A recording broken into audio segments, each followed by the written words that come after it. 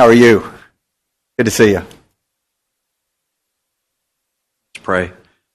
Dear Lord, we give thanks for this evening and for this council. We pray that you would bless them as they work on the agenda. We pray that you would give them wisdom as they consider a strategic plan. We just ask in all of the working that they partake in tonight that you would give them integrity and wisdom and foresight, and that you would bless them as they work together to plan for this city's future.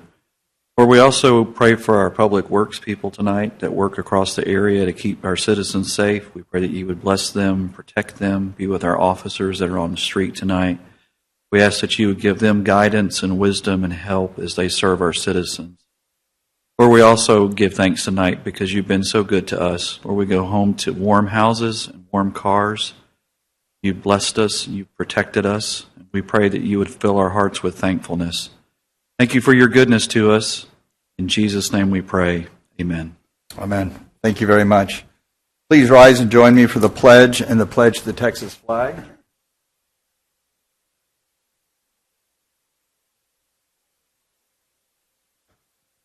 As always, we have some of our Academy students here with us, and we're very grateful to them. We have Egan Sanker, and he's in grade 1, and Sawyer Tidden is grade 5. Cassidy Tidden is grade 7. Jocelyn Tidden is grade 9. And Beckett Goober, what grade are you? Grade 5. All right, so we have this great group of students. They're going to lead us in the pledge. They're all here tonight because of their ability to demonstrate the learner profile traits. You want to hold the microphone? All right. Legs here. I pledge allegiance to the flag of the United States of America and to the republic for which it stands, one nation, under God, indivisible, with liberty and justice for all. Honor the Texas flag. I pledge allegiance to the Texas, one state, under God, one and indivisible.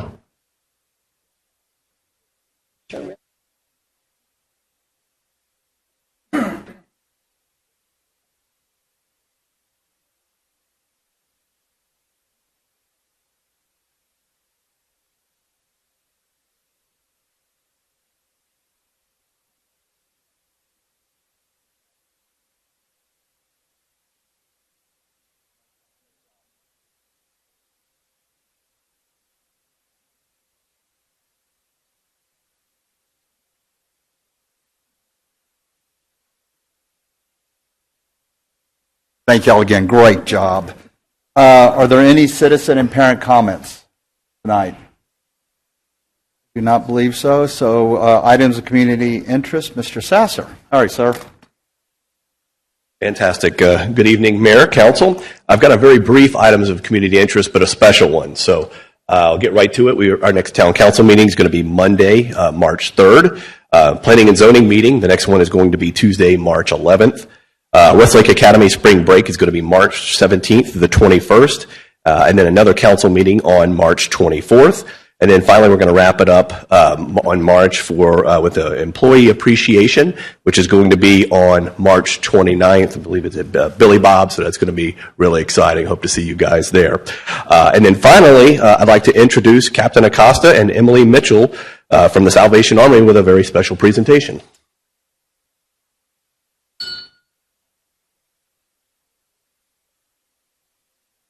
How are you? I'm good. How are you?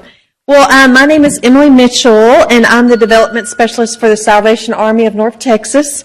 The Salvation Army of North Texas is one of the largest social services areas in the DFW. We serve very many people, and I just wanted to start out by sharing our mission statement. The Salvation Army, an international movement, is an evangelical part of the Universal Christian Church. Its message is based on the Bible, its ministry is motivated by the love of God, and its mission is to preach the gospel of Jesus Christ and to meet human needs in His name without discrimination. And today I am pleased to announce that Mayor Greaves has achieved the highest fundraising total in Tarrant County. Yes! For the Salvation Army 2024 Red Kettle Mayoral Challenge, through your dedicated efforts, we have raised $1,277.67 to support the Northside Community Corps. That's amazing, and we're truly appreciative of that. In recognition of this outstanding accomplishment, we would like to present you with a golden bell and a plaque as a token of our appreciation.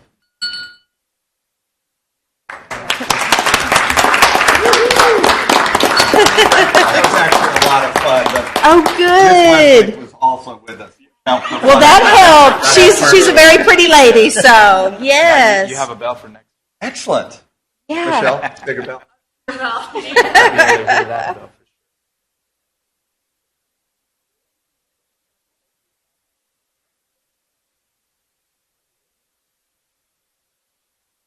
Thank y'all so much. Thanks for all you do. So That was much. much. We'll do it again next All right.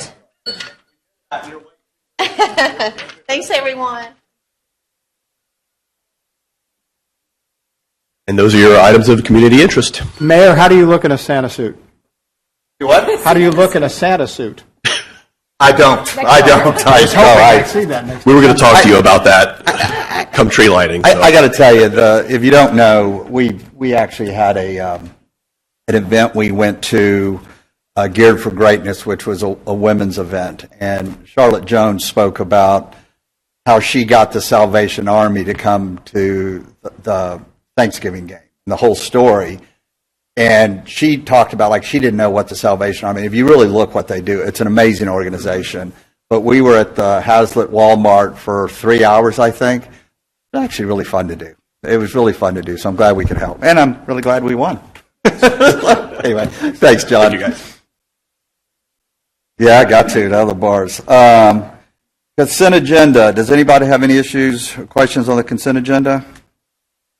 Can I get a motion to approve the consent agenda? So moved. All in favor? Aye. Any opposed?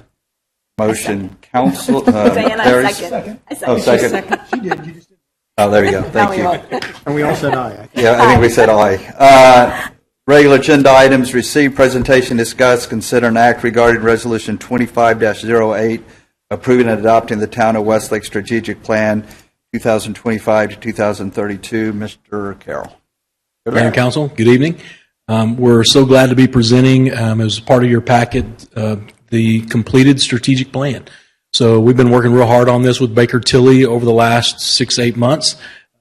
Carol Jacobs with Baker Tilly is here with us tonight and is going to give our final presentation on the strategic document.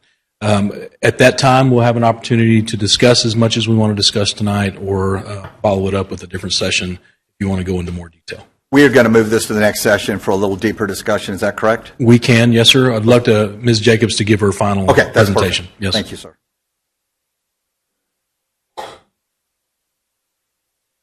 Welcome. Thank you. Pick lovely weather to travel in for. You know, I should have stayed in California. No, I love to be in Texas with you all. I'm Carol Jacobs with Baker Tilly. I have been with you since last July, and we've been working on this project with you. I am really excited to be here. You are one of the first organizations that I've worked with that has really done a complete package. And so we'll walk through that today with you, answer any questions you may have, how we got here. So you all took a comprehensive approach to strategic planning, which most agencies don't do. They just do the strategic planning part, but you added fiscal sustainability as well as economic development, and that really allows you to see the entire picture of the organization. So we're going to talk just a little bit about the fiscal sustainability plan, the economic development plan. We'll go into a little more detail into the strategic plan, and what your strategic priorities and strategies are, and then how those all get done by Wade and his staff, and what happens after that. So, as I said, you have three major components of this plan, and they were all in your packet. We had a large team working on this, a team that did just fiscal sustainability. It took into account Westlake Academy's finances as well as the town's finances. Economic development, you have a lot of land left to develop, so we wanted to see what those opportunities were, and our team came up with some really good ideas, I think, for you to moving forward. And then finally, the strategic plan. What are you going to do next? Where are you going to go? Let's talk about fiscal sustainability first. But why bother, right? Why do this? You have an annual budget, but life is not an annual budget. Life goes on years and years at a time, and so you want to be able to plan and forecast your finances over the next several years. And as conditions change, you want to be able to update that plan. It gives you credibility with the public. If your finances are in order, the public is going to trust you much more than if not. It should be understandable. Anybody should be able to pick this document up and understand it and what it means. And it links to sound fiscal practices. If there are things within your fiscal policies that need to be strengthened, you can do that through this plan.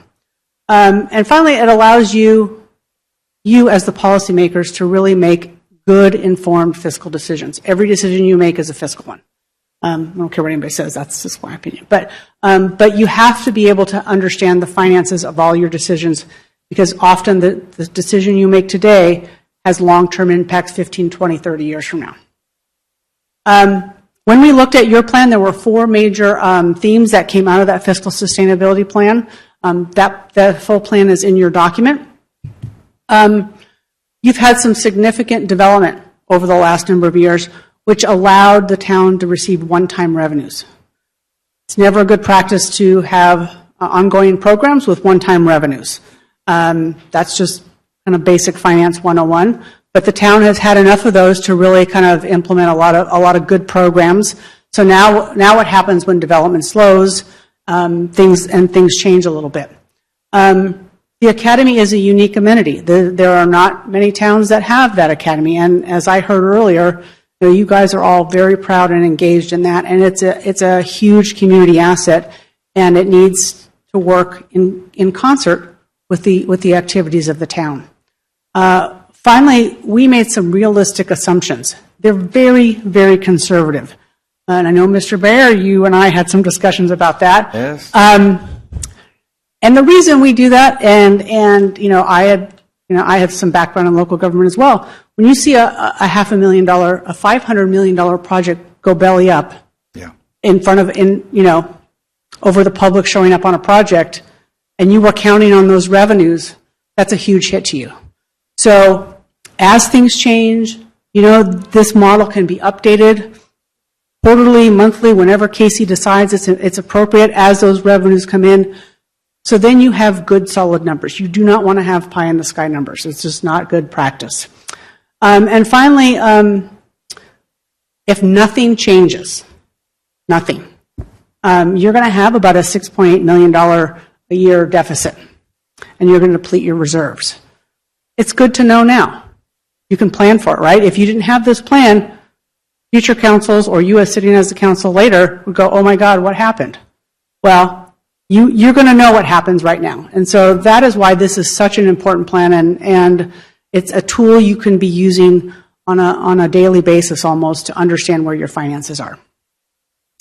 So when we saw that $6 million gap, we wanted to give you just some general bucket options, and they really, local government finance is not too complicated. You can attack expenditures.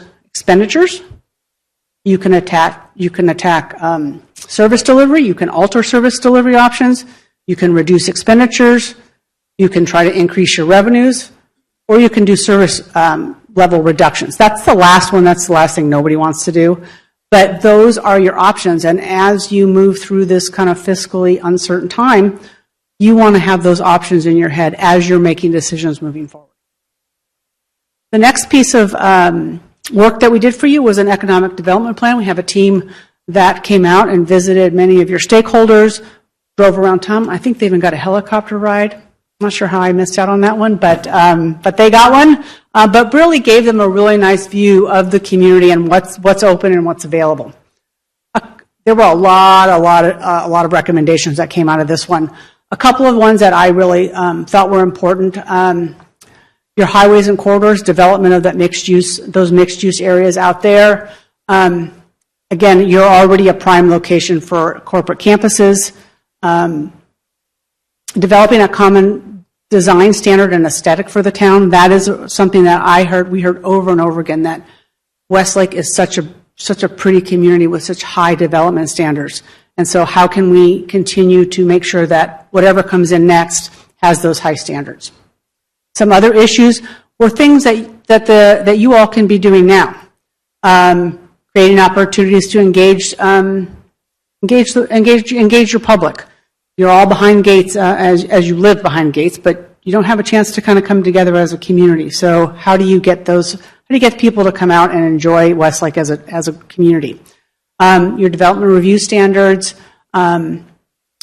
possible incentives for corporate developers, and ongoing community engagement. So those are things you can do now to kind of get those prime people into your community that you really want to be here, to have a home here in Westlake. The next one, which was the big one, is this strategic planning session. We did a lot of community engagement. We interviewed, we did a survey with all of the employees of both the town and of the academy. We had several stakeholder community events. So we believe we got a lot of community feedback, had a lot of staff input. And so this is what we think this plan is going to do for you. It's going to guide your actions over the next 7 years. It's strategic, it's inclusive, it's very forward-thinking. You guys are on the cutting edge of what local government should be doing, and I was very impressed with this. But you also understand that you have limitations and you have challenges. And so how do we go forward understanding what our challenges are? And you can only go forward if you understand where your gaps are, right? So we came up with a vision, mission, and values. This is your proposed new vision. It's not yours until you vote on it as a council, but this is what we discussed at our workshop. Westlake will preserve its unique charm and natural beauty, promoting a vibrant community, cultivating strategic partnerships with residents and corporate stakeholders. And that was kind of what you all kind of had agreed upon by consensus at our meeting. So that's something to consider. Next was your mission statement. I really like this. You guys came up with this. This is a really good one. Westlake provides a superior quality of life through excellent municipal service delivery and world-class education. And that really says who you are. I mean, you are really about providing excellence to your community. And the third was organizational values. What is it you want your core to be? You want accountability, you want integrity, innovation, openness, and strategic thinking. And those were the 5 that you all kind of agreed upon at our strategic planning session. Next, you came up with 6 strategic priorities. And these really cover the gamut of what both the Academy does as well as the town. Fiscal sustainability, Westlake Academy, development and economic growth, infrastructure investment, communication, resident stakeholder engagement, and public safety. That came out of discussions with all of our stakeholders, regardless of who they were. That's what kind of floated to the top, and that's what we had talked about originally in our strategic planning session, that these were key things that you all need to focus on. This is the core of what local government does, and these are the things that you want to focus on. And under each of these priorities are going to be a number of strategies. So I just kind of want to walk through these with you briefly. And what's going to happen, just kind of looking forward a little bit, is if you adopt the priorities and the strategies, Wade and his team and Kelly and her team are going to go back and they're going to figure out what they need to do to implement them. That's their job. That's the operational side of the house. This document is you setting policy for what you want the staff to do over the next 7 years. So financial sustainability, I don't know that you want me to read all these to you. You've seen them. But they are really talking about keeping those finances at the highest levels, the highest quality, making sure that there's enough safeguards around your investment, your policies and procedures that nobody can walk away with, all kinds of money. And it can happen. But if you have the right policies and procedures in place, it's much less likely to happen. Westlake Academy, we work closely with Dr. Ritchie and her team to develop these. You were in on some of those conversations as well. Obviously, financial sustainability, how can you as a group reduce the financial subsidy that the town's general fund makes to the academy. Educational programming, you talked a little bit about that earlier, and the facilities. You know, as you grow, you're going to run out of space. What does that look like to you, and how do you fund that? So a lot of these are interrelated as well, right? You're talking about facilities for the academy, that also impacts your finances. And so you're going to have to do a really nice balancing act when it comes to these priorities. Development and economic growth. Jason is going to get to do most of this. Where's Jason? I saw him right there. There he is. And Jason was really wonderful in helping us develop these and really understanding the community and what needs to be done. Updating your comprehensive plan, economic development incentive policy, retail development strategy, what kind of retail development do you want in town? You all were very clear about some of those things, and so I know Jason heard that, and so did Wade. And so as development comes in, you get to decide what gets to be here and what doesn't get to be here. And updating, meeting with your businesses on a quarterly basis. It's much easier to have an engaged business community with you than to have somebody leave. It can be devastating. And so having that relationship with your business community and your landlords and your property owners is really, really important. The next priority was infrastructure investment. You have some issues with your water system. It needs upgrading, and so you'll want to do that. You need to do a comprehensive assessment. Like, what do we own? How many miles of stuff do we own? What is its condition? And then we need to put a priority list together that says, these are things that are the worst, and we're going to work on those first, and then we're going to work our way down the list as money becomes available. Future water infrastructure expansion and Westlake Academy investment and infrastructure. Right? I heard football fields and more classroom space and kind of all those kinds of things, which are key to the success of the academy. So you'll want to take that into consideration. But for the town and the academy, there should be one plan because you are one agency, right? So you got to think in terms of one. And you guys have got multiple hats on, but it's important to think financially as one picture. Finally, communication, resident and stakeholder engagement. John was really helpful with these kinds of things. Engaging the community more fully, really hard. You guys aren't the only town with members of the public not wanting to attend council meetings. I don't know why. Almost everywhere I go, there's not a lot of people unless it impacts them directly and you have irritated them. I consider that's as good as it gets. It is as good as it gets. Absolutely. Absolutely. That means you're doing a good job. If you weren't, you would have people here on a regular basis. But you all are the ambassadors of this town as council people. And how do you get out in the community? And how do you tell the community all the good things that you're doing? It's really important. And so I know that many of you already do that. You can host formal town hall meetings and forums, go to where they are, and establish a Westlake Together initiative. And I know that's something John thought up, so John, I'll have to work on that later. He already left. Where is he? There he is. Hi, John. I think there's a lot of work to be done here, but one of the things we heard is from the community is you don't communicate enough with us. We don't know what's going on. People will always say that, but you could go to their house every day and tell them what was going on, and then they would say they still didn't know, right? So, but it's the effort that matters. And Absolutely. When somebody asks, you can say you can look here and you can look here, Absolutely. and can you do that? We could do that, right? So that's what's key. And so I think with John's help, you guys can really kind of engage the community much more fully. The last one is public safety. You do have contract, obviously, police and, fire, police, contract, police. You have your own fire. But these were some strategies that we thought about for your public safety group. We didn't talk much about that during our strategic planning session because it's such a safe community and it's so safe and for the most part. And so, but it is a key component of what the town does. And so we wanted to make sure that we acknowledge that and that we continue to reinforce the good work that they're already doing. With that, here's the future, we hope. that this plan will really guide you all for the next 7 years. It was, there was full community engagement. We believe there was engagement by you all. Appreciate all of the time and energy you spent with us as our Baker Tilly team.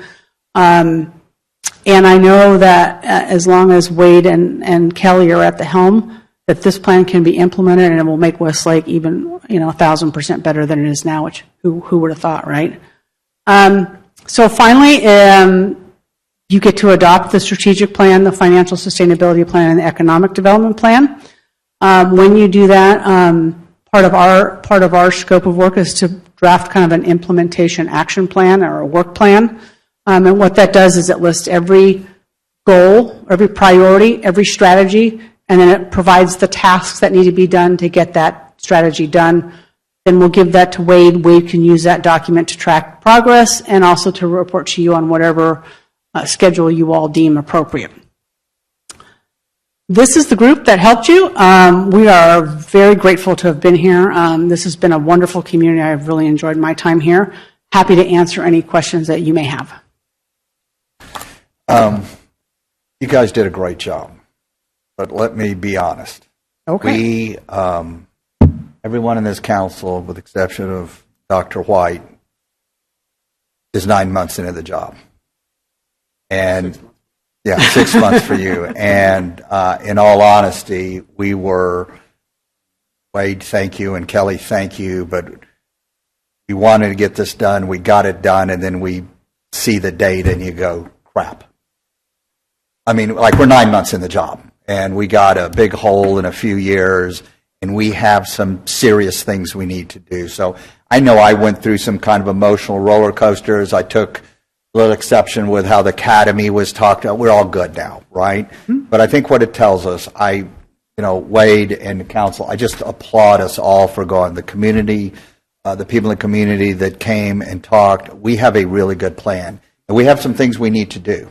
Now, I personally am very bullish about where Westlake is, because I know in your projections, and you're right, be conservative, but we know of things going on, we know potentially, and I know, Wade, in case you're working on those things, but we have to stay very prudent on this thing. We cannot, my opinion is we've lived off development fees like they were drug 20 years.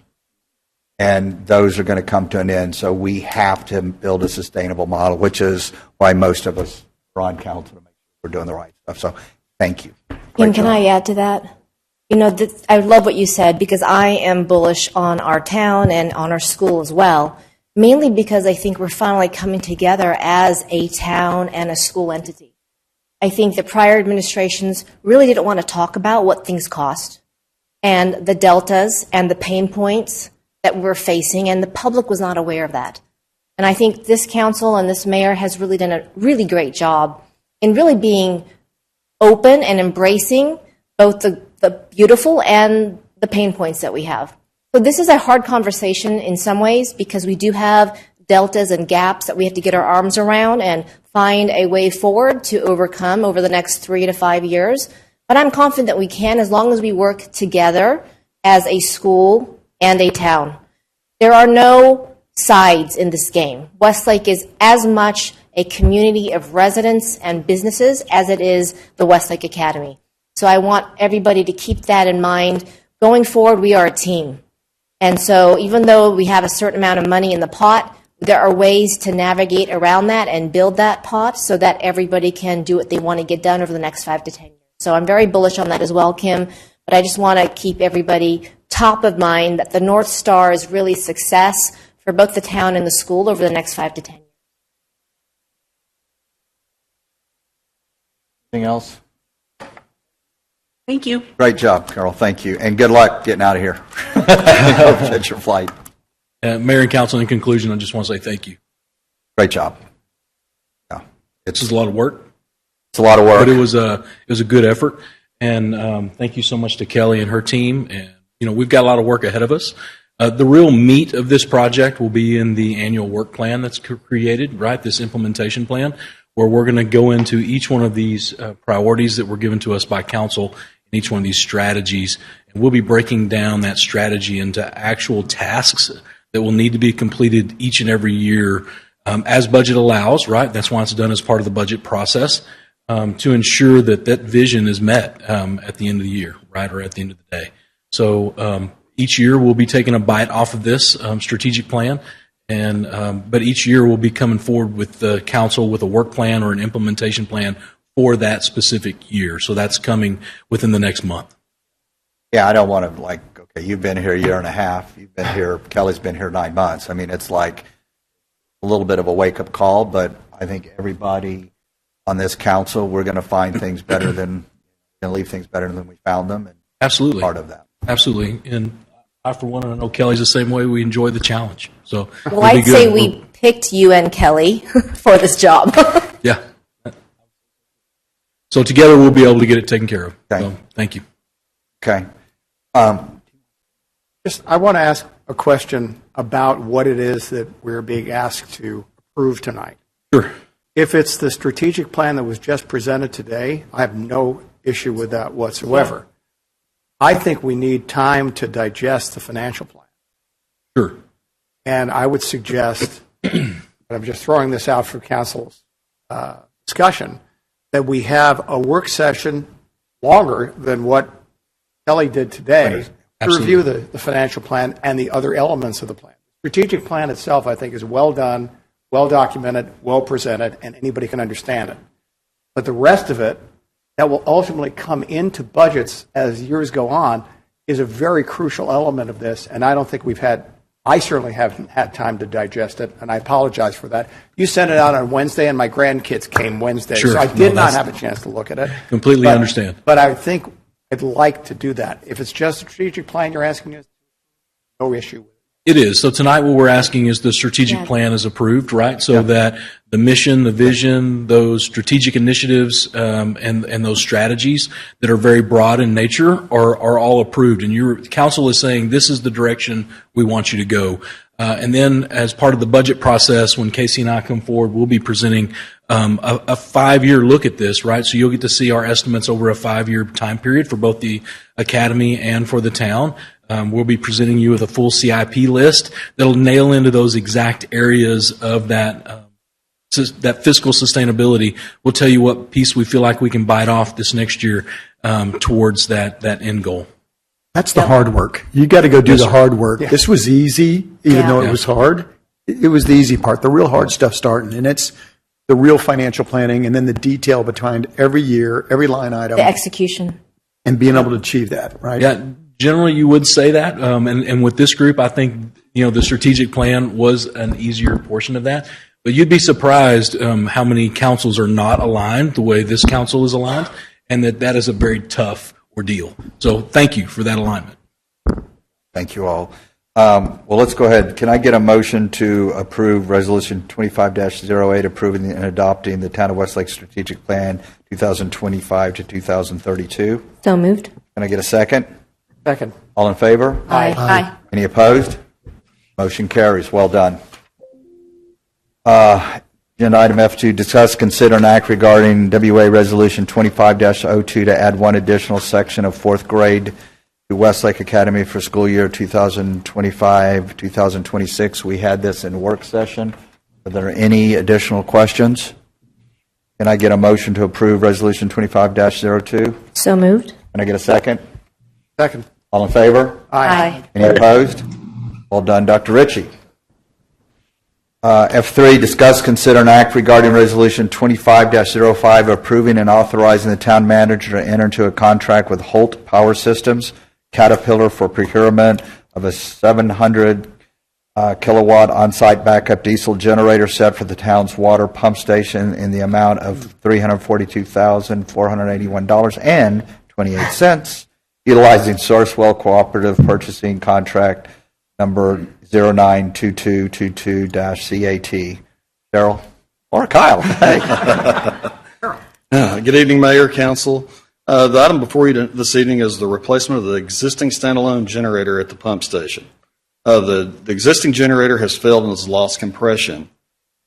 The town consulted with Waukesha Pierce and Parker Power, who are both generator repair service companies, and both had determined that the engine lost compression.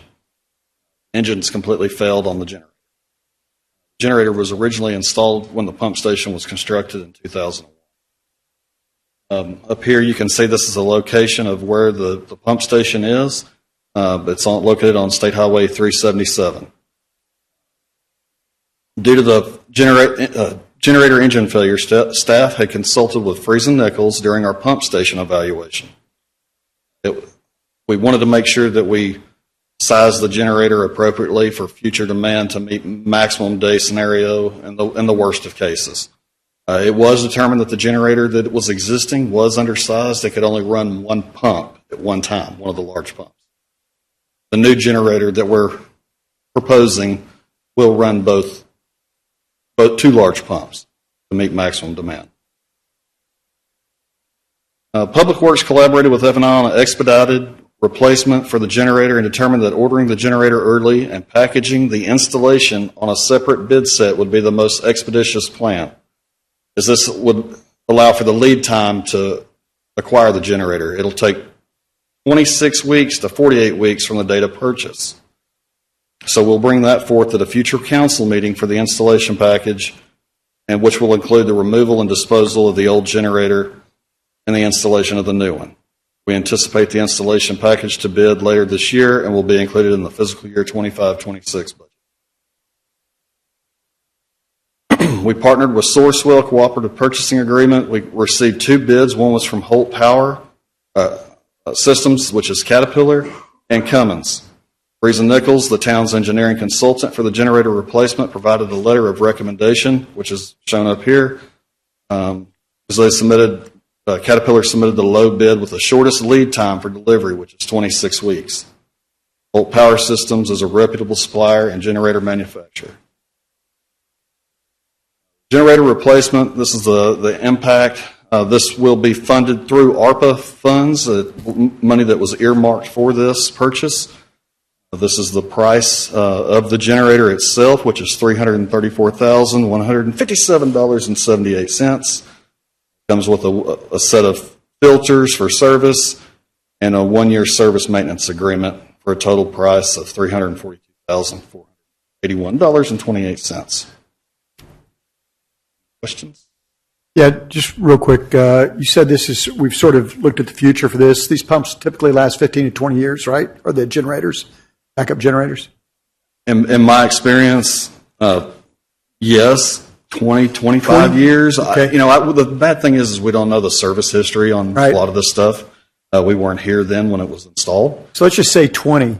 So as I look out 20 years of Westlake, I'm going to see significant growth in the office infrastructure, a lot more commercial along the freeways.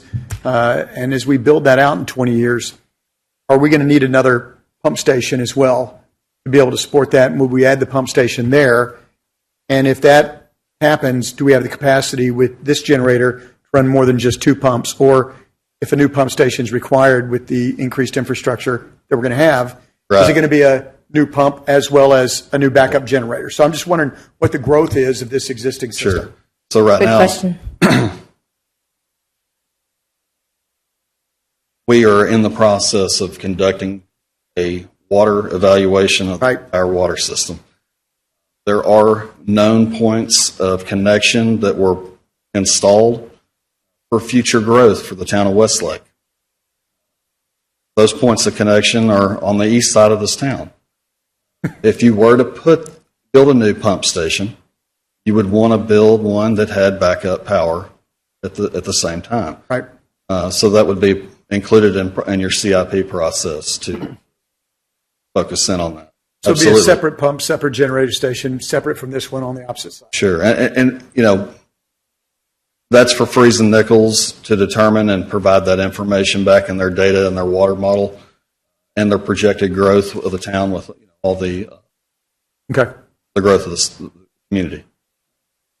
Sir. Mr. Goudia, yes, you're exactly right. So as we look at the future of Westlake and the water needs that we'll have, Kyle has brought this forward, honestly, within the first probably 6-8 weeks he was here, is that we don't have enough water in town.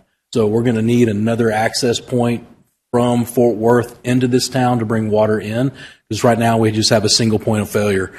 So we need to duplicate that access. We need to add some ground storage or some elevated storage, which would require another pump station, which would require another emergency generator to run those pumps in the event that we lost power. All right. Yes, sir. Any more questions? I have one. Yes, sir. You say that this is covered by ARPA. With all the review that's going on in Washington right now, what happens if ARPA isn't a funding mechanism? Are we, maybe I should ask Casey that question. Do we physically have the Casey. money? Exactly.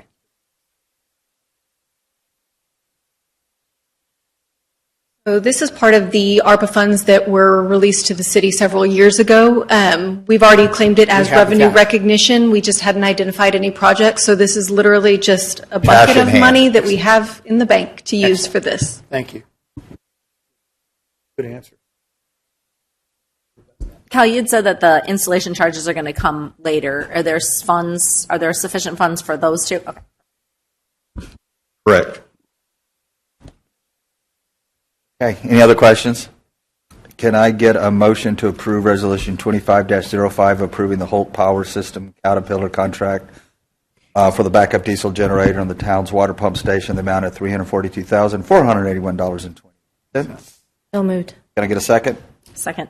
All in favor? Aye. Any opposed? Motion carries. Well done. Thank you. You're up next. Thanks. Discuss, F4, discuss, consider, and act regarding Resolution 25-09, approving and authorizing the town manager to enter into a contract with Global Pump Solutions for emergency repairs and installation services for water and wastewater infrastructure throughout the town in amount not to exceed $450,765.20, utilizing the by-board cooperative purchasing contract number 672-22. Thank you all again. Before you tonight is a request to authorize expenditures with Global Pump Solutions in amount not to exceed $450,765.16, utilizing the by-board contractual pricing. This also includes previously approved electrical repairs at all four of the lift stations that had failed components and existing wiring, which bypassed critical fail-safe components that were there in place, not just for the equipment, but also us as operators when we put our hands inside the cabinet, right? Just a few short months ago, during the SCADA implementation, staff identified that there was a pinhole in the bottom of one of the fill valves at the ground storage tank. Upon further inspection, there was a crack, and the hole worsened over time. We wound up having to shut that valve off and redirect flow through the other ground storage tank, and that water is equalizing in between the two tanks through the suction header. So we're able to still hold as much water as we were before, but we're not able to take it through both points of entry.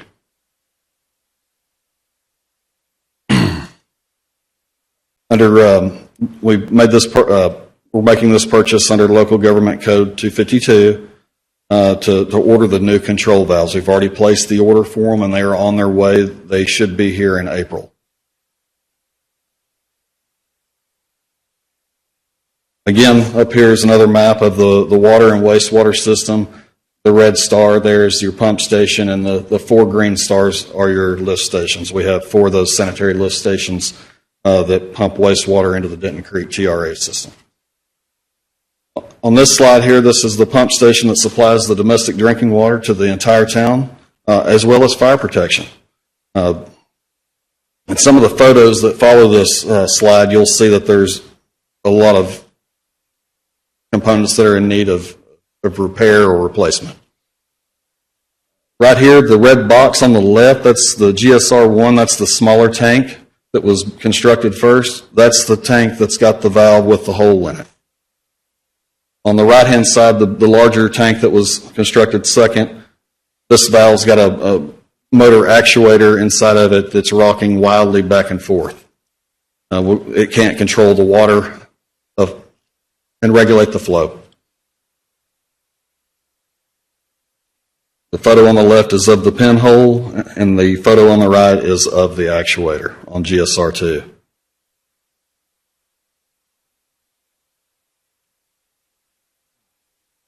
There are 5 pumps in the town's pump station. 2 of the 3 large pumps, control valves, have failed. or malfunctioning. There are no service records or maintenance on these valves. With the unknown condition of the gaskets, replacement is recommended rather than repairing each individual part. There's 5 pumps, Yeah, but the 3 out of 4 are broken? so 2 of the 3 larger pumps. Okay. We have 3 3,700 gallon per minute pumps and 2 800 gallon per minute pumps. So 2 of your larger pumps are malfunctioning at this moment. We can run them, but they're not shutting them off remotely. They're suspect. We priced a rebuild kit, and it only covers some of the, and it's hard to see it, but the red box items, they're just wear items. In my experience, in my staff's experience, when we tear these things apart, there's a lot more other problems with them and you wind up going out backwards on it, if that makes sense. So moving forward, we're recommending that 2 of these control valves be replaced. The 5th pump has a new control valve already on it, so that's a good thing. Of course, these valves are original to the pump station as well, so they're 25 years old. Yes, sir. How do we keep track of maintenance?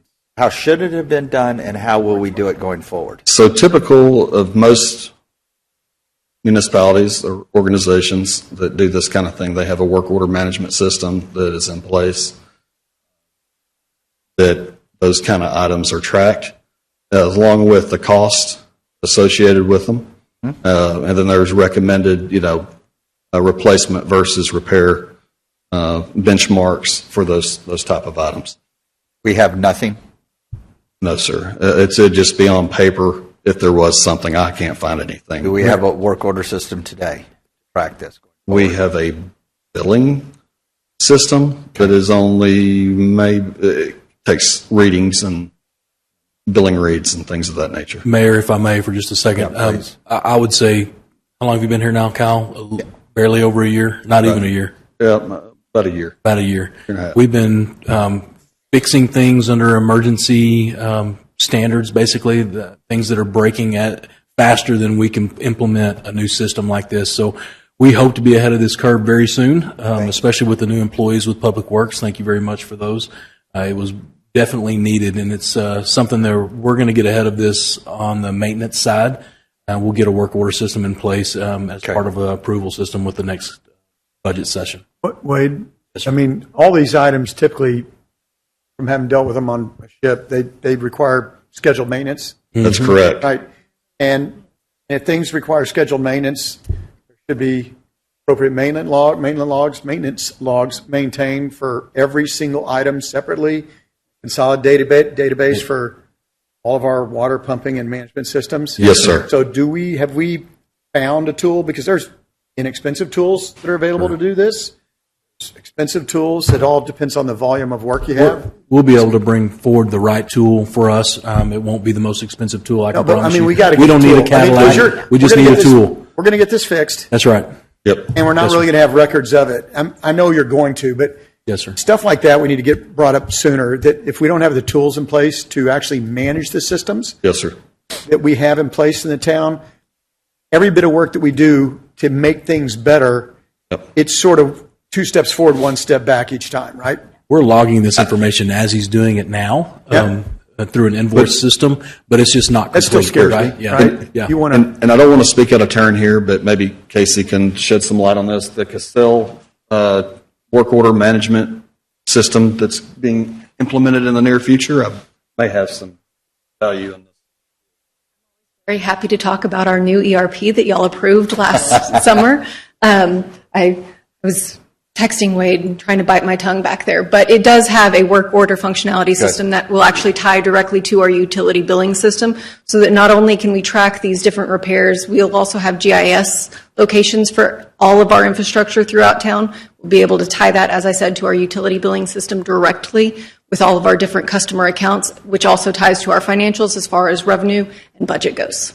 Is that ERP system pretty simple to configure to us, or does it require customization and associated costs from consultants? So We chose a system that does not require customization, rather it focuses on configuration, because we're not a special snowflake whenever it comes to this sort of infrastructure.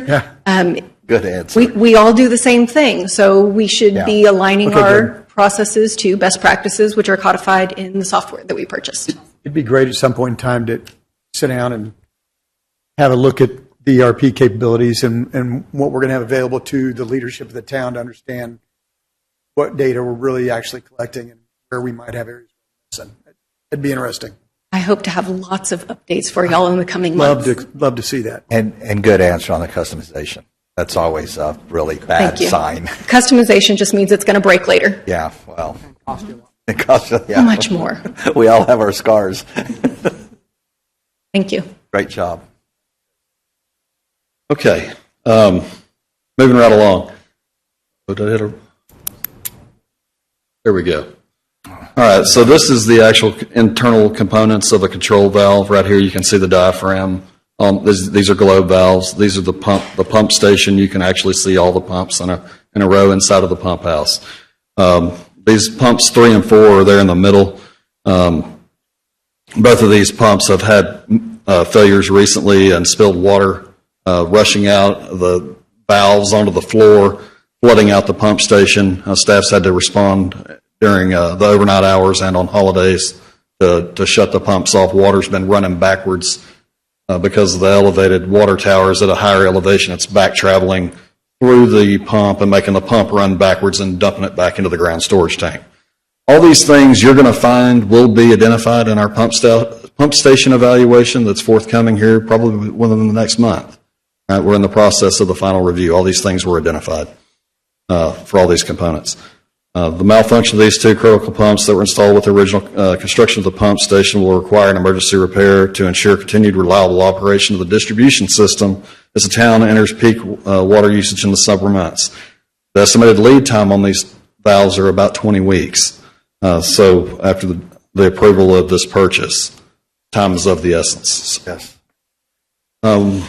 With respect to wastewater, Public Works staff initiated a lift station pump rotation program this fiscal year and determined during the maintenance inspections that 2 of these lift station pumps at Deloitte and Fidelity require replacement.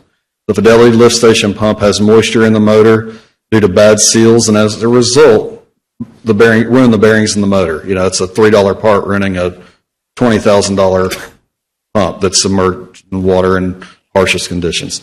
At the Deloitte lift station, the pump failure there, we found that the pump had the wires spliced. It was ordered incorrectly. The depth of the wet well was much greater, and so that the wires were spliced together, and subsequently the motor got hot and shorted the motor windings. Both of these pumps, we priced out rebuilds on them, and it was the same price to buy a new pump as it was to replace them. Right here, this breakdown will show the cost of the pump station, the field control valves at $159,000, the pump control valves 3 and 4 that are on the pumps, $174,000, and then we've got the 2 lift station pumps right there for roughly $370,000. This is the emergency replacement total with the contingency 10% for anything that is unforeseen, and the previously approved work that was already done at the lift stations for a grand total of $451,000. Any questions? Well, I think you've answered this, but once we get this done, I understand there's some pretty long lead times. Are we in good shape? We're going to make it work. We have to, right? Not sure I'm falling over with confidence, but confidence in you, but so thank you all for the new SCADA system. So that thing is working like it should. It's alarming our staff, waking them up in the middle of the night, and they're responding, to call-ins. So that part, we can't guarantee that something won't happen again. Right. We are running pump 3 at the pump station, but we're sparingly. 5 is the workhorse right now. It's the one driving the bus. And we have been testing pumps 1 and 2. They are smaller. They were originally designed for the town to run in unison with the hydrodynamic tank that also needs to go away. Part of the recommendations, I'm sure, will show that some of those pumps will need upsizing. So pump 5, what's the life on that? Is it? I mean, are we confident that it's recently replaced, or it's a newer pump and it's going to be, because you said that's the workhorse? Is it in good shape? Yes, ma'am. It was an adder pump to the system. When I got here, that pump was put in and was not approved by the TCEQ. So we had to backwalk that through the TCEQ to get approval. Upon further inspection during the evaluation at the pump station, things that I noticed offhand is that there was some homemade pipe fittings that were made to make it work. Adapt, overcome, and improvise is the way I like to put it. They had modified the discharge header and put an immediate bend behind the pump. And so I don't know if you're familiar with pumps, but that changes the head of the pump and a lot of variables. It puts additional stress on the pump and the motor. Those things are not good. So those things need to be remedied along with a multitude of other things at the pump station.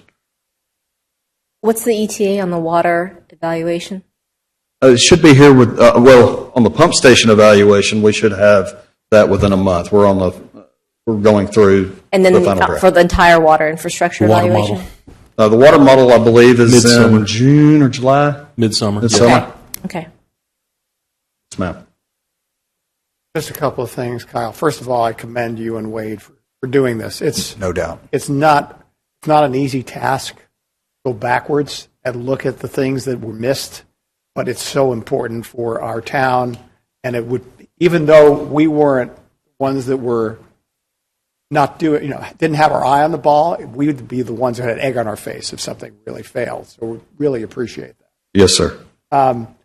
Because I'm a numbers guy, I have two numbers questions. The numbers that are in the staff report are slightly different from the numbers you presented. I'm assuming the numbers you presented are the right ones. Yes, sir. Okay. And secondly, and I've asked this before because I'm still a newbie to this, whenever we have an amendment, my presumption, the implication is that Casey can stand in front of us and say, we need an amendment, well, we've got the money to be able to do this. Because otherwise, approving this might be problematic at some point in time. Yes, sir. Yes, sir. So anytime we bring forward something with Public Works Department has already sat down with Casey. Casey and I, actually, Cheryl and I went back and forth a little bit several weeks ago, and I made sure that she was getting with Casey and we understand exactly where we sit and how things are going to roll out for the rest of the year. Because there are more things to fix, as you can imagine, right? So it's something that we're going to need to look at in the future and make sure that we keep our eye on that grand total of what we have left in the water fund. February. Yeah, and eventually, the goal is to have a CIP plan where all these things are forecasted and they're accounted for, and we're not having to come, with these type of emergencies that, hey, we know that these things are failing and we can proactively prepare, but sometimes you're dealt a tough hand, and this is where you're at. Being in the electric business before, in my prior life, I know what it's like to do a repair versus overhaul.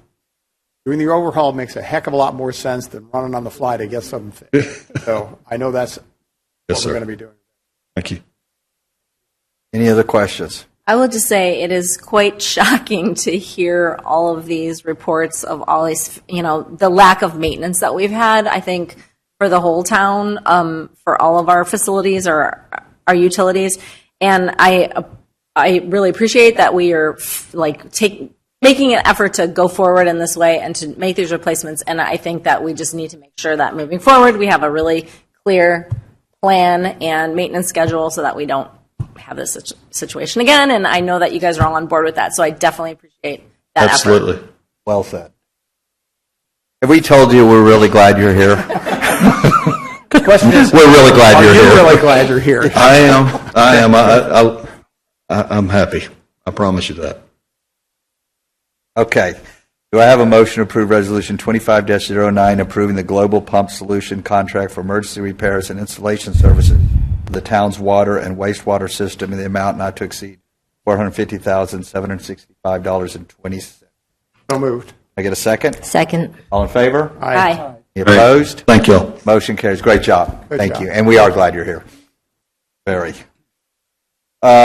Next agenda item, discuss, consider, and act to approve Resolution 25-01, amending the established dates for regular meetings of the Town Council Board of Trustees through September 30th, 2025. Mr. Carroll.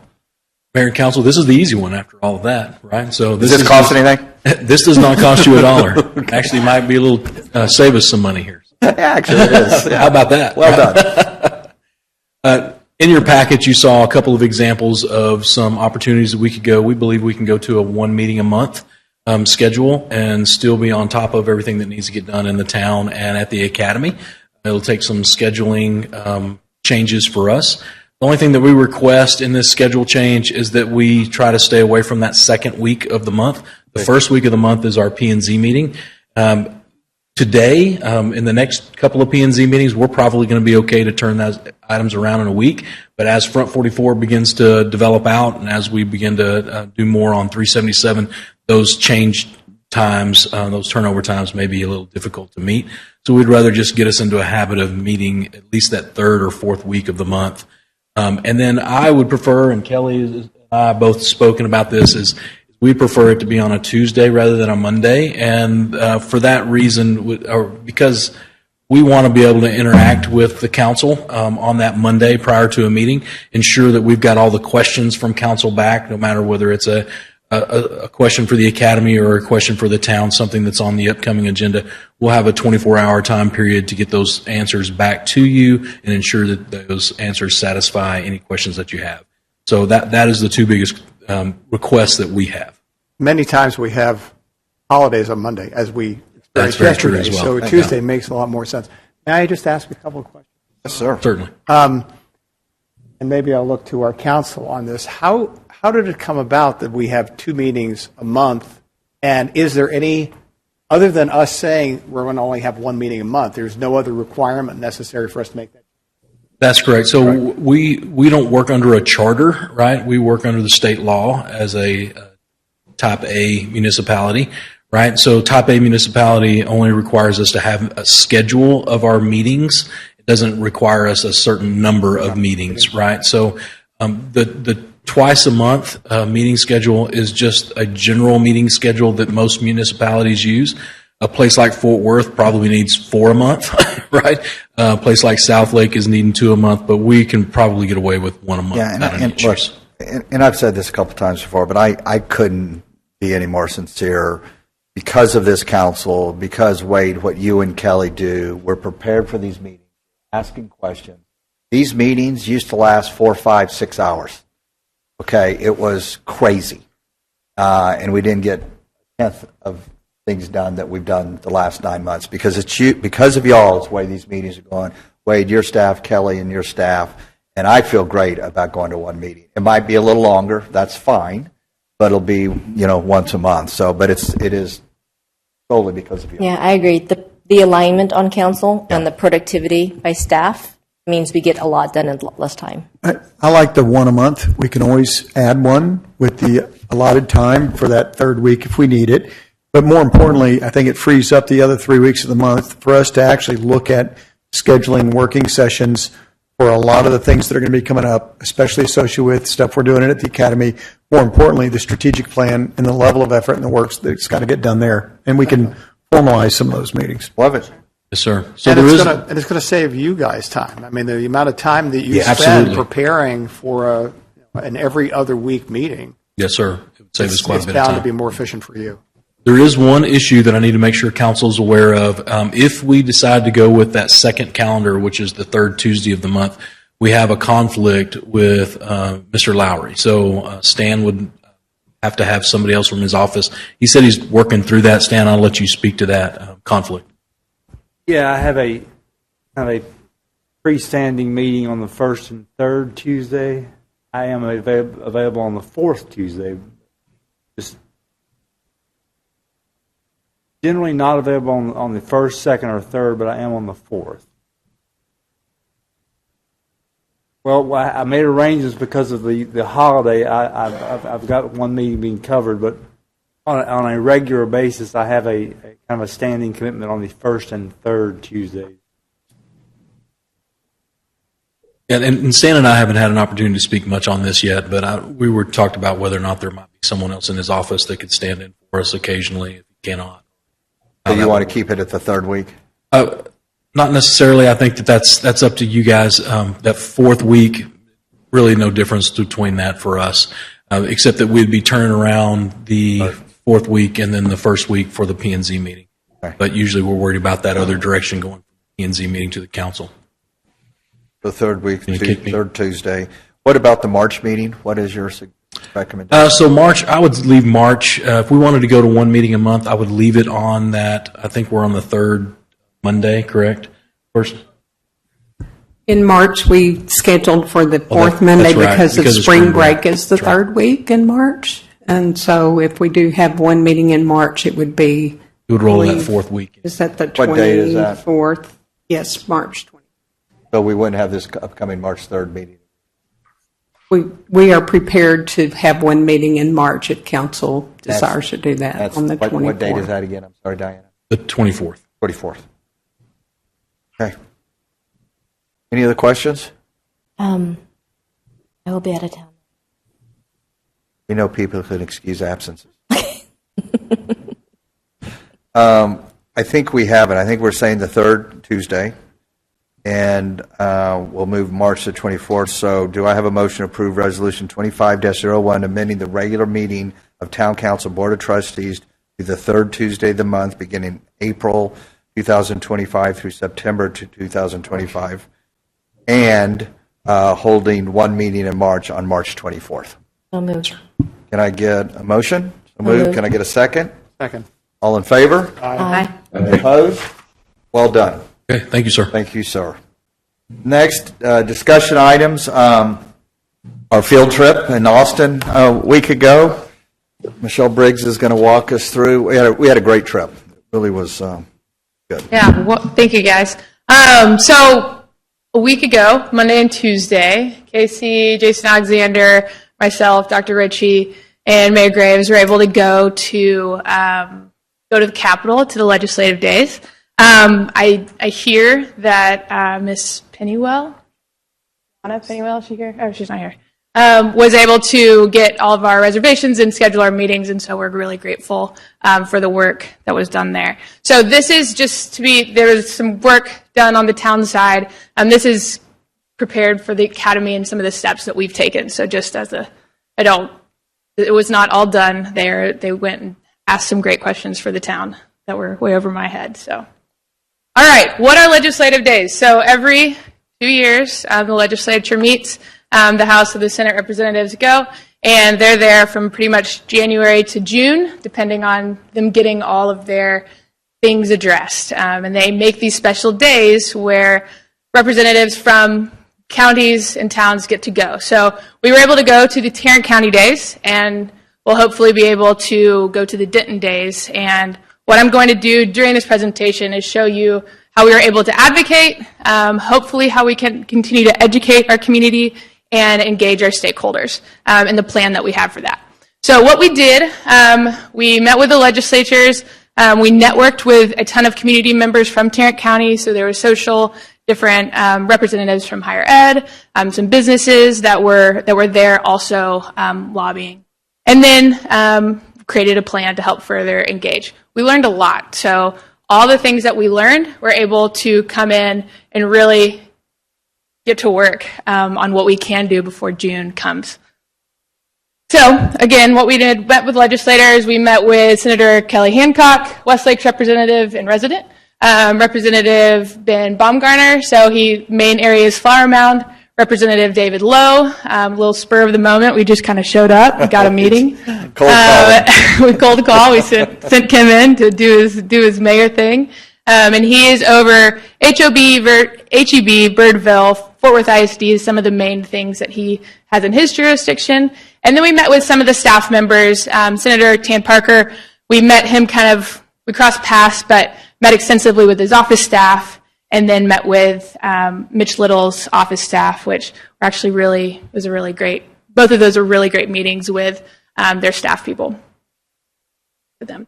So what we're doing, these are some of the things that we have done. These are the tasks that we have done, and I'm going to walk you through kind of what our plan for them is. So we've thanked the legislators personally, typo there, my bad, with a message from Kelly and Kim as the mayor and head of school. We've also provided them with some of the resources that they asked for. We were telling them and educating them a lot on the things that were going on, which was an interesting place to be in. And they're like, do you have numbers on that? I'm like, I can get them to you. And I didn't know that you didn't have them, or I would have brought them. And so we thanked the legislators. We also got all of the information and resources, the one-pagers, all of the work that we've done. We have already planned and kind of really thought what our Denton legislative days are going to be. We have a plan for engaging the charter school community, which I'll show you in a minute. And then we have set a meeting with the Charter School Association, Texas Public Charter School Association, for next Thursday, a couple days, to learn how we can be members and also ask what they were doing. We learned that some of the senators and representatives said that they hadn't quite heard from them, so we're going to go ask what they have been doing, and also learn how we can sit on committees and be leaders in that association if they'll have us. And then what else we're going to do? Educate the community, and again, conduct the meeting that we just talked about. Okay, so once we got home, one of the first things that I did was manually entered all 933 charter schools into a database. I searched and searched the web. I asked ChatGPT. I looked everywhere I could to find a way that you could sort all the charter schools and put their senator and representative there. So there's none. There's interactive maps, but I was able to go in, and it took quite some time, but put all of the charter schools in a database to where we are able to sort by representative and by senator how many charter schools are in their district. So for example, the one on your screen right now is the representative. So we can see, all right, these representatives have 29 to 20 charter schools in their area. So we'll be able to triage our Denton days and figure out the best kind of use of our time.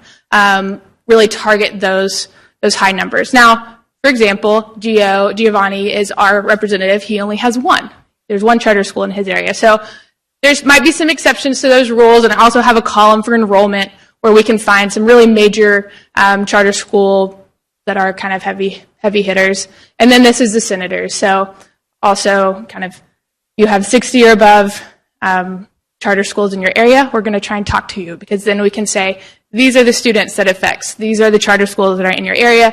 This is why you should care about what we are trying to say. So this is the engaging the community.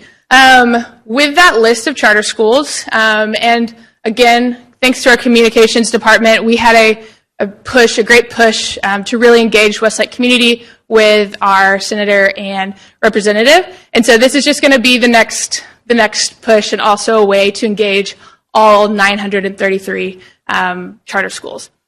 So it took some work. I had to learn some coding and figure out how to make this work.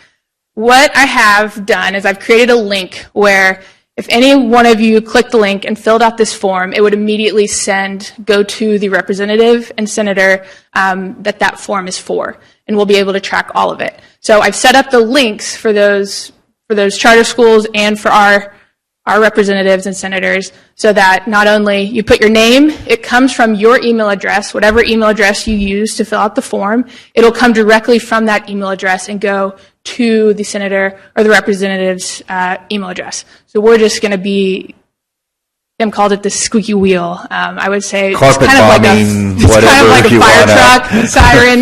We're going to be a little louder than the squeaky wheel. But it has a prefabricated letter that Dr. Ritchie, the mayor, and I will figure out what we want that letter to look like and what we want it to say. And then you can also write your custom message for the senator at the bottom. So all you have to do is fill out this form. It goes directly to the representative or the senator.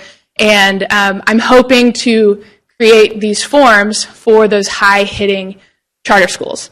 Ideally, we'd get it to all the charter schools. I'm sure some of them care more than others, and we might have to educate a little bit, but I'm hoping to send, again, using that triage system and enrollment numbers, the highest enrollment charter schools, give them a form that say, okay, send this to your administrators. It's already done for you, and it's all you got to do is click a button and fill it out.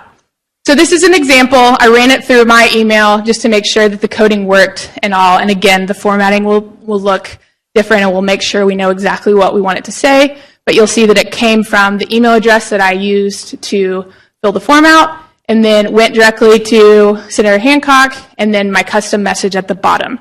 And it has an email if you want directly to reply. And then it gives you a confirmation, and all of that is done the instant the form is filled out.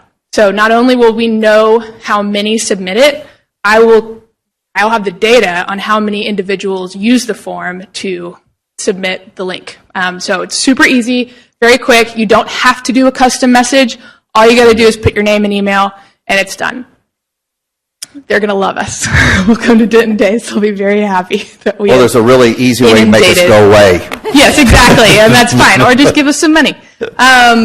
So what we have to do, though, is continue to educate our community. And so that is continuing to make those numbers simple, make that data consumable. One of the things Dr. Ritchie and I have planned out that we're about to execute next week is starting a podcast that not only it will be Westlake news generally, and typically like that will be the typical format and the content, but right now it'll start with major information on the legislative days, the legislators, and how we can really be strategic with those episodes. We have a kind of a 5 to 10 episode plan right now that will drop, and you guys will be able to see that and hopefully be able to engage the members of our community with the major issue that we have. One of the things that we found is when we were going in these offices, they were, Mayor Graves would ask every time, have you seen Westlake here before? They'd never seen us there. And so they would say, wow, we're really impressed that not only do you have the information, but they had never, had no memory of us being there. And so they also said, you're one school, and so the more kind of power behind the punch, the more people you can get involved, the greater impact you have. And so that's really where we're hoping to use the data on our side to be able to say, you have 70 charter schools in your area that affects this many kids, help us out. And so really educating, fortunately, having to educate those lawmakers and the people who are making decisions.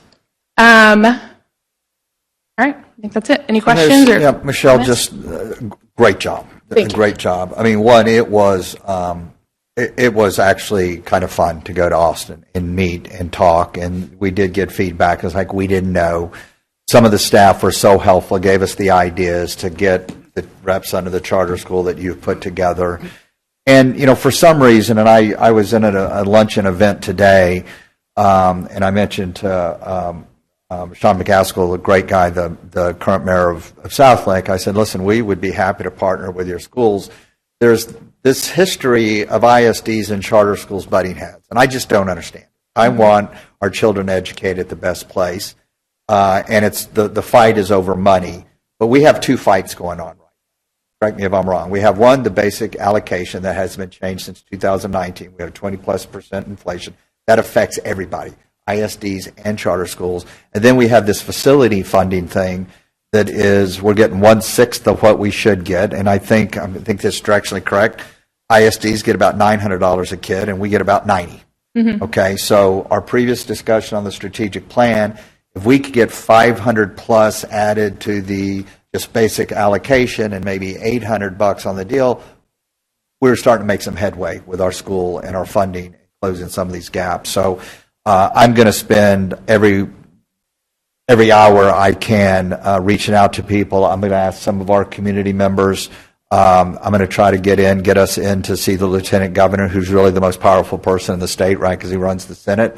But we're going to keep these conversations. We're going to go back for Denton Days in April, and we will not stop. And if we don't get our way this session, by goodness, we'll be ready in 2 years and really armed. But I actually feel very good about the conversations. a majority of the reps we met with were really welcoming and listened, and I feel encouraged. And you guys are sending me stuff. The governor put out a note about funding the facilities funding for charter school. There's a lot of bills going around, but the way I'm sitting here today, I feel like we're going to make some hay this session. The facilities funding is definitely on his radar, which is very encouraging. So it's whether it is removed, the cap is removed altogether, or taken up from 60 to 120 million. It's kind of, we'll see. But we'll see. Yeah, and Kelly, thank you for spearheading this. We have not had an educator as head of school for almost 17 years. So basically, no one in Austin has seen us for 17 years. It was really good work. We learned, as Michelle said, we learned a lot. I think we all kind of went into it, and thanks to Wade's team for really putting it together and making sure it was a priority, because we didn't really know what we were walking into, and it was very interesting to be there and to hear the lack of specific knowledge in areas that affect us every day. Yeah. So it is. We just don't have any time to waste. When you look at what's going to occur over the next 2.5 months will affect us for the next 2 years. No. Like we just don't have a day to waste with this. So, and just for our residents that are listening now or that might listen to this, and I told every rep we met with, you guys are doing a pretty lousy job explaining the voucher program. I'm not sure they all appreciated that, but they are. This voucher program is going to affect 100,000 children, right? We have 5.5 million children in Texas public schools, and it's the lowest income level. And everything you hear on the news, it's voucher for private school. No, it's for public schools. It's for tutors. It's for supplies. We're trying to help the kids that really need help, which I don't know how anybody can be against that. But we're kind of against it if they don't use the money for that population. They want to go up the scale, which I don't want to see somebody getting $10,000 when we're only getting $8,800. So, and Kelly really called out one of our people on the carpet on that comment, which actually worked very well. I did it nicely. You did it nicely, but it was heard.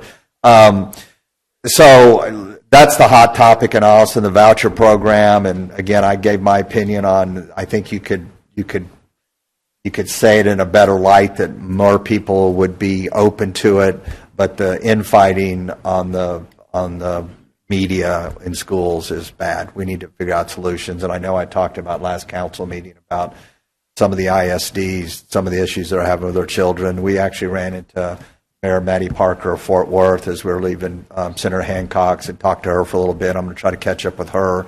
I do applaud her getting in the middle of the school issues in Fort Worth. I really do. Anyway, any questions from anybody on that? Michelle, great job. One. Who is your audience for the podcast?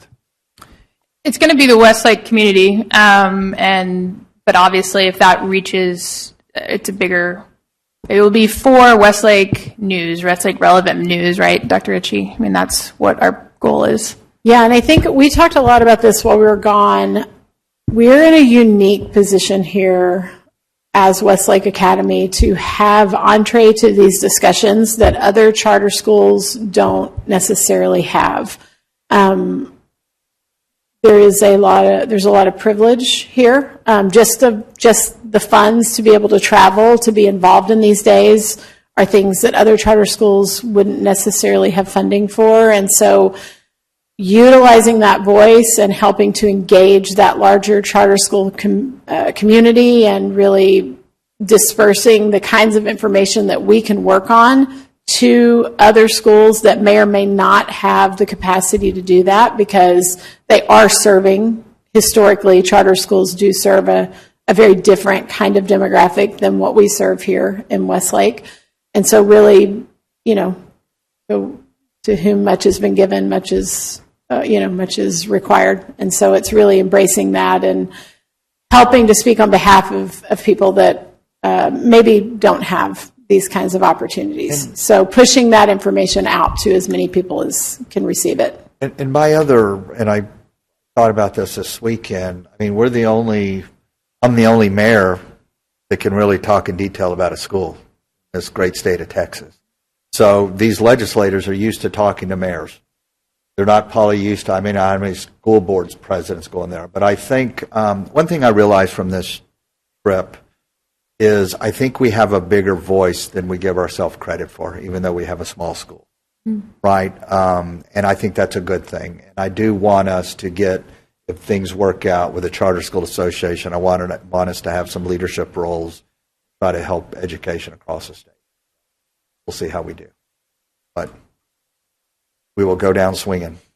It's squeaky wheel. Okay. Great job. Thank you. Wade, any future agenda items? Yes, sir. Actually, I have some great news. 5 o'clock tonight was their deadline to file as a write-in candidate. We saw no candidates apply, so we will be able to cancel our election. That will be coming forward at the next meeting. And Jay's in the audience. One of them are going to be one of our. That's excellent. Thanks for being here. That's great news. Okay. Staff recap, council direction. There's been one mayor that has won a write-in the state of Texas. That's correct. And you know who that is? Trophy Club. My buddy Jeanette Tiffany. Yeah, Trophy Club. Yep. I have no recap at this time. No further information. Okay. Any other questions from council? Any other issues? Everybody, thank you so much. I'll adjourn the meeting. It's 5:27. Appreciate it.